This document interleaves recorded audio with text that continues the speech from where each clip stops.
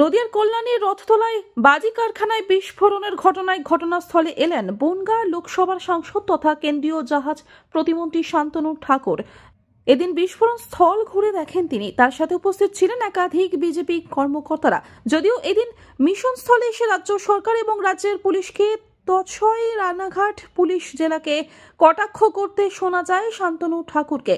অপরদিকে এই ঘটনা নিয়ে রাজ্য সরকারকে পদক্ষেপ নিতে জানালেও তিনি জানান, যদি সেভাবে কোনো পদক্ষেপ না গ্রহণ করা হয় সেক্ষেত্রে কেন্দ্রীয় স্তরেও তিনি এই প্রসঙ্গ তুলে ধরবেন। যদিও এদিন শান্তনু ঠাকুর আসার আগেই পুলিশি নিরাপত্তা ছিল চোখে পড়ার মতো। কেন ছিল আর পুলিশের কি খবরে ছিল না? এটা অত্যন্ত নিন্দনীয় ঘটনা। কাউন্সিলরের কাছে কোনো খবর ছিল না। ফের বাজি কারখানায় 4 জনের মৃত্যু, কি বলবেন এই বিষয়ে? প্রশ্ন তুলছেন, কাউন্সিলরের কাছে খবর ছিল না, লোকাল স্থানীয় কাউন্সিলরের কাছে। আপনারা এক কোশ্চেন বারবার ঘুরিয়ে এদিক ওদিক করছেন, আপনারা বুঝতে পারছেন না কি বলছি?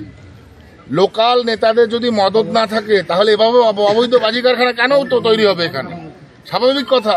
তো কারুর না কারুর মদত আছে। গতকাল তো আমরা দেখলাম বিধায়ককে এখানে বিরোধিতা করা আছে। একটা জায়গায় দুর্ঘটনা ঘটেছে, সেটা দেখতে আসবে না বিধায়ক? তো সেখানে যদি তাকে বিরোধিতা করে আমরা কি ভাববো?